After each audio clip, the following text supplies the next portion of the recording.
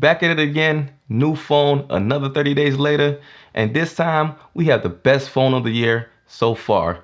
This is no longer the flagship killer, this is the flagship. And these other manufacturers, they better pay attention because OnePlus came strong with this one. OnePlus started off as a company that made phones that were $299 and could compete with the best flagship devices. Over these last few years, the OnePlus phones have gotten better and the prices rose higher. Still, not as expensive as these $1,000 phones, but starting off at $669, the 7 Pro's price is more than reasonable for what you're getting. So, what makes the 7 Pro so great? Let's find out.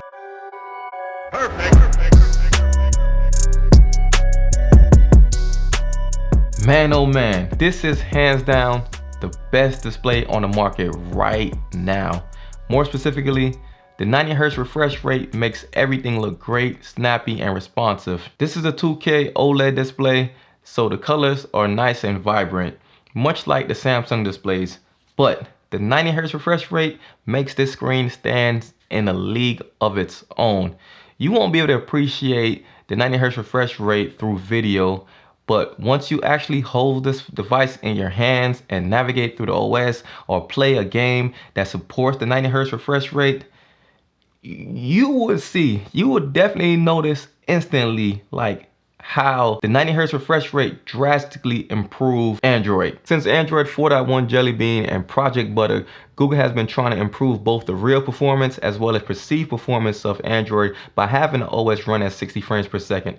This initiative made Android a much smoother and faster experience.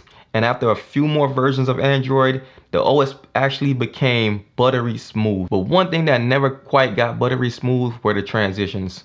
In my opinion, Android transitions never quite compared to iOS, which gave them the perceived performance edge until now. The 90Hz refresh rate improves the perceived performance as well as the OS smoothness. And I say perceived performance because the 7 Pro uses the same internals as the S10 lineup, which includes the Snapdragon 855 processor and 8 gigs of RAM. Not only does things look and feels faster, there's a big improvement to the transitions.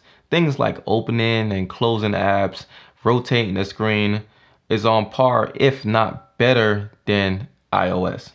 I could go on and on and on about the performance, but until you use the 7 Pro yourself, you won't be able to fully understand the drastic difference the refresh rate makes. So I've already made it obvious that the 7 Pro has the best display I've ever used and also has the best Android experience I've ever used. So let's continue down the best of the 7 Pro, which is the charging. Fast charging is the best charging experience I've ever had on any phone. It completely changed the way I go about charging. The 7 Pro charges so fast that I'm never worried about battery life, and I don't even charge my phone at night anymore. The hour that it takes me to get ready for work in the morning is more than enough time to get me from 20% to full. Not only does the 7 Pro charges really fast, the battery life lasts all day. I typically get about 6 hours of screen on time and I end the day at about 20%. Design of the 7 Pro is my second favorite part of this phone. This is truly a edge-to-edge display with no ugly notch, no punch hole front-facing camera, just a true edge-to-edge display with nothing, just straight screen. Also, Nebula Blue on the back, like, I really like it. This looks good. Probably my favorite color choice for the back of the phone I've ever had. Also, I love the pop-up front-facing camera.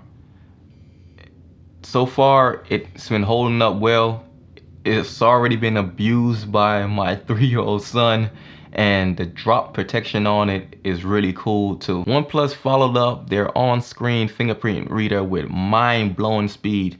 Like last year's 6T was good, but it was kind of slow. But this year they increased the touch area and the speed of how fast this thing unlocks is just instantly, like with a slight tap of the screen, the phone just automatically just unlocks. And like last year you had to like kind of hit the right area, but now that the touch area is much larger, like you just a simple quick press and hold and the phone is unlocked. So let's double back to the camera. One of the weak points of OnePlus devices has always been the camera, and that was up until the 6T. The 6T had a really good camera, and the 7 Pro followed with that trend and also has a really good camera. It has the standard 2019 lineup of the standard wide angle lens, the ultra wide angle, and the 3x optical zoom, all of which produces some really good pictures and some really good videos. It's not as good as the Galaxy devices,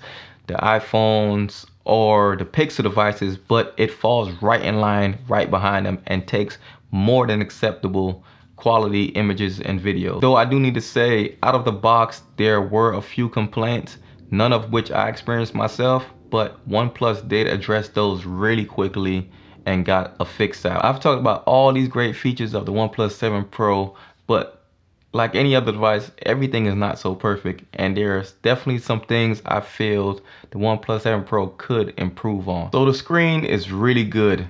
Like the 90 Hz display is just top notch. And I done gave y'all the spiel about that, but it's not all the way there. Like it really lacks on when it comes to the brightness. Like when you're in direct sunlight, the screen just does not get bright enough.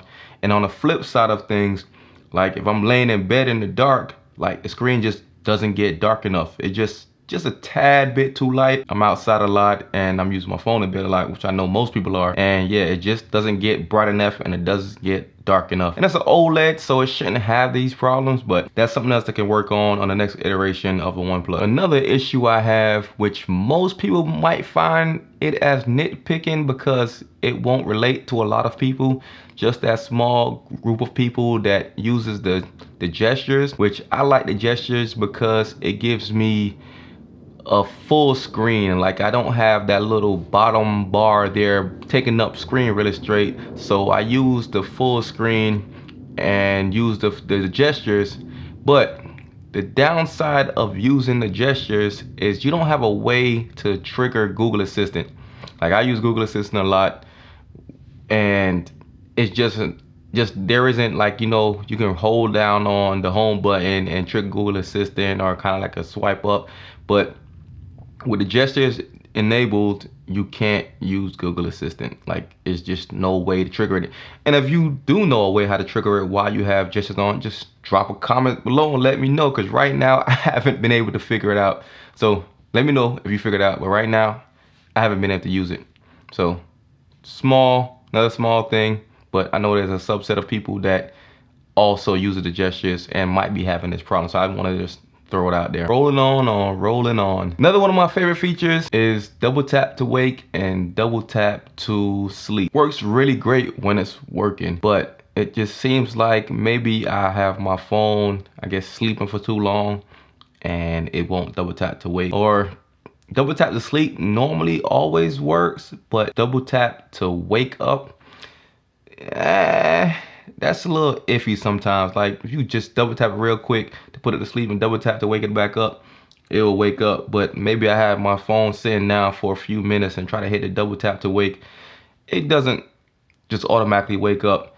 And that kind of like is another issue that leads to not having a complete always on display. Like you'll have the pick up to show your notifications, but I use a double tap to wake because there is no always on notification. I can't just quickly look at my phone and see my notifications. I have to just quickly just double tap it to wake up. And it's kind of frustrating because it doesn't always work all the time, and then makes me wish I had an always on screen and I wouldn't have to worry about double tap to wake. But just another thing, which is small, that I can see them fixing down the line, but right now I don't like it. So the good thing with all these issues I brought up with is they're pretty small, and the one thing that was actually like a real big deal that a lot of people were complaining about was the ghost touches. That was just horrible. Like it was just horrible. Like you had